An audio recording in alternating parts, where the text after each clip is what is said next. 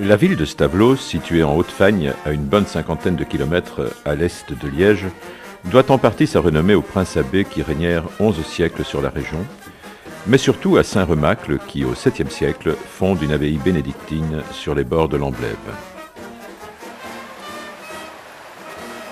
Les réjouissances libératrices liées à la mort de l'hiver, au réveil de la nature et de la fécondité, sont célébrées à Stavelot lors du Létaré. Ces fêtes religieuses, mi-sacrées, mi-païennes, se situent 3 semaines avant Pâques, où les restrictions du carême imposées par l'Église sont temporairement levées. En son local, le chapitre de la confrérie des Blancs-Moussis accueille les nouveaux membres dont la principale condition demeure d'être stavelotin. Le lendemain, les différentes tâches nécessaires au bon déroulement des préparatifs sont répartis lors de l'Assemblée générale.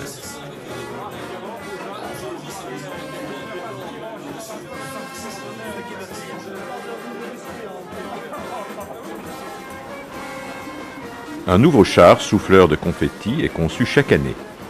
L'équipe de Blancs-Moussis, responsable de sa fabrication, s'active afin qu'il soit prêt pour le grand jour. Il en est de même pour les membres de la vingtaine d'autres sociétés stavelotaines qui participent au cortège du dimanche après-midi.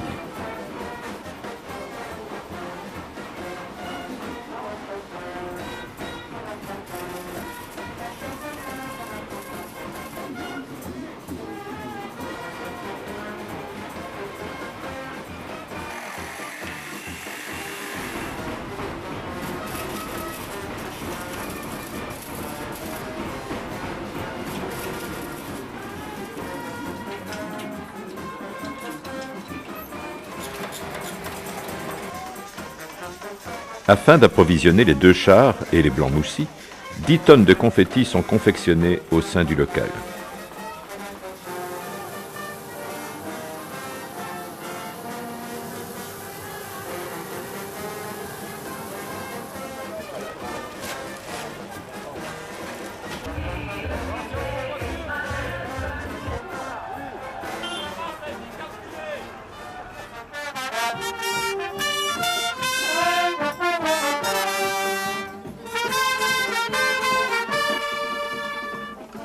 Les festivités du Létaré, régies par un comité de fête, débutent le samedi soir vers 21 h. Près de 1000 participants sillonnent les rues de la cité, rivalisant d'imagination et d'humour. Cela se prolongera toute la nuit dans les cafés, les locaux de société, voire même chez des particuliers.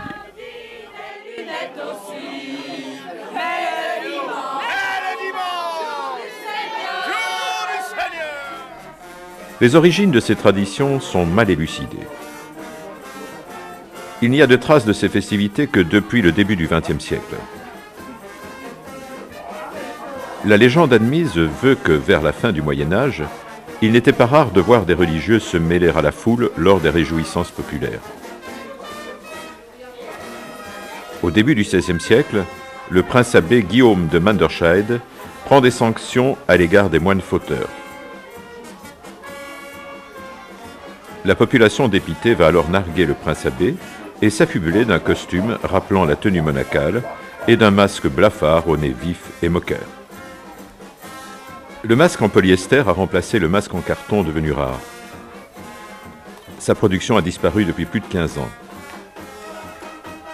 Avec beaucoup de dextérité et de patience, M. Yvan Legros, dévoué à la cause des Blancs-Moussis, redonne vie à d'anciens masques en carton fatigués par leur participation à de nombreux létarés.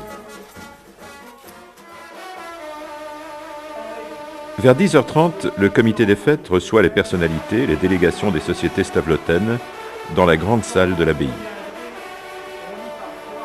Le bourgmestre et le président du comité des fêtes prononcent leur discours d'accueil et de remerciement.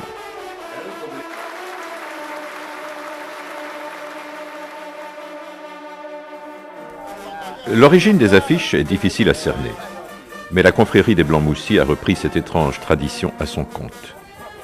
Depuis 1947, plus de 7000 affiches ont été rédigées par une équipe de Blancs-Moussis et collées par d'autres équipes. Les Blancs-Moussis collectent pendant toute l'année les anecdotes locales pour les ressortir au Létaré, en jeu de mots à la relation ironique d'un fait divers, en passant par l'anagramme, le calembour ou la contrepétrie.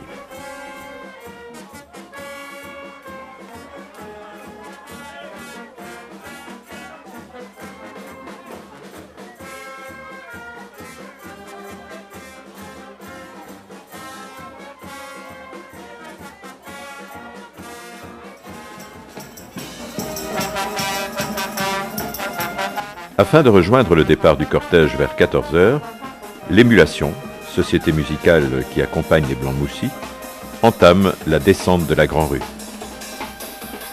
Instant magique où l'homme habillé de blanc entre dans le personnage, perd son identité, renaît Blancs-Moussis et joue correctement son rôle lors du cortège. Celui-ci est ouvert par une trentaine de sociétés stavelotaines et invitées. Ces groupes distraient et amusent les spectateurs avant que ne fonde sur eux le déferlement des Blancs-Moussis.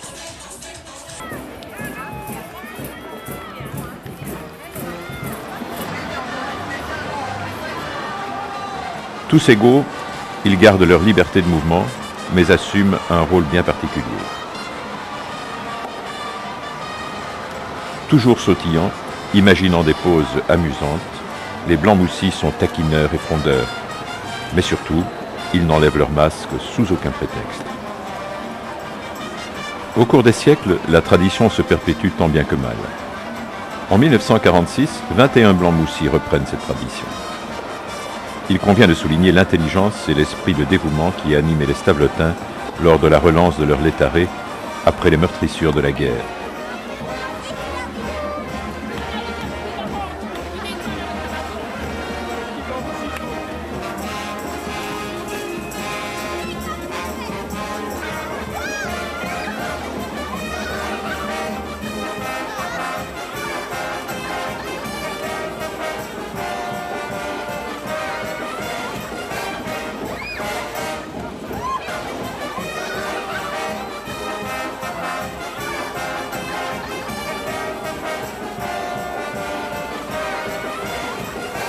L'échelle, conçue en 1950 pour étoffer le groupe, est composée d'une douzaine de têtes de Blancs-Moussis, mais n'est véhiculée que par 3 d'entre eux.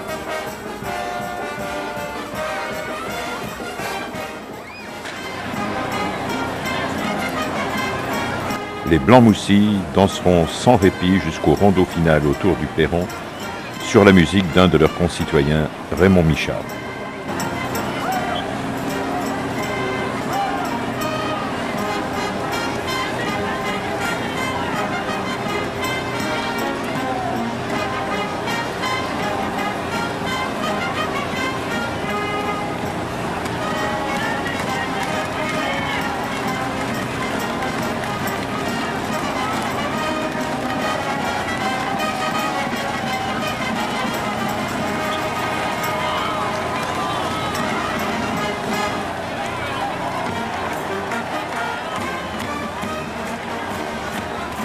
Aussitôt la dernière note du rondeau estompée, la marche du Létaré du même compositeur entraîne Blancs-Moussis et spectateurs dans une folle farandole.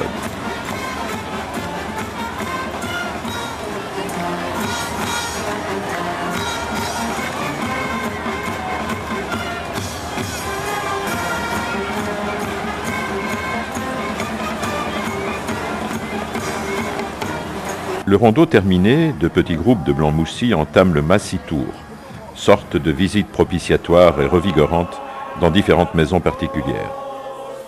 Hommage est rendu à la maîtresse de maison par le chant « Bonsoir Marie Clapsabot ».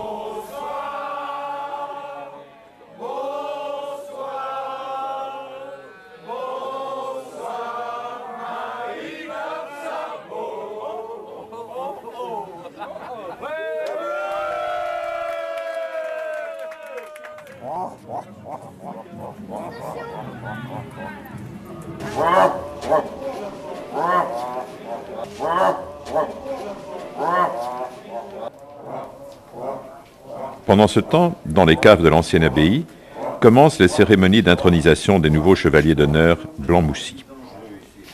Ils gagnent la salle capitulaire où ils font serment de défendre Stavelot, ses Blanc-Moussy, son folklore et son tourisme.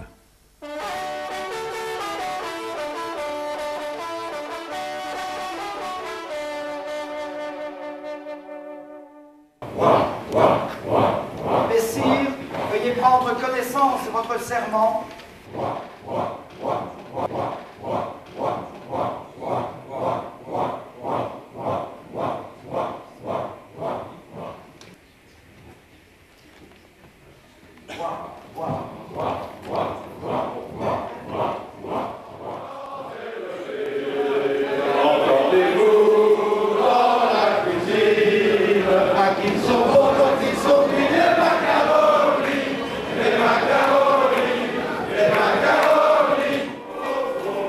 Suivent alors les agapes qui réunissent les Blanc-Moussy et leurs invités, les intronisés du jour, les chevaliers et le comité des fêtes.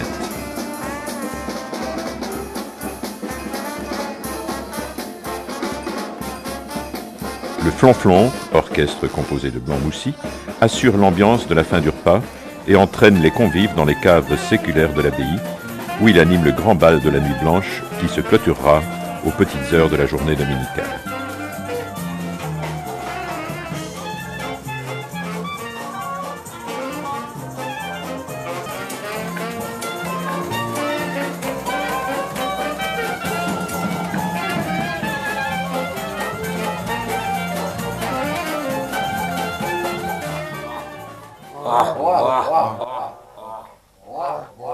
Quelle n'est pas la surprise des personnes s'éveillant le lundi matin entourées de Blanc-Moussy grogneurs qui ont passé la nuit et désirent faire une farce ou rendre hommage à des amis, des visiteurs ou des personnalités.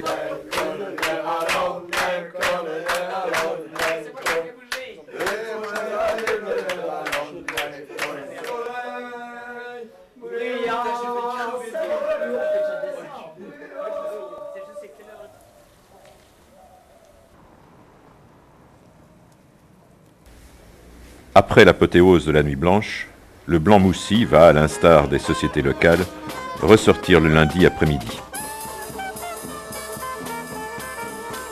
Dans les rues de la cité, de café en auberge ou en locaux stavelotins, le flonflon règne en maître. Il terminera son périple dans la salle où le comité des fêtes organise son bal de clôture pour remettre au groupe des prix qui couronnent le plus beau char, le plus beau costume, la meilleure animation du cortège dominical.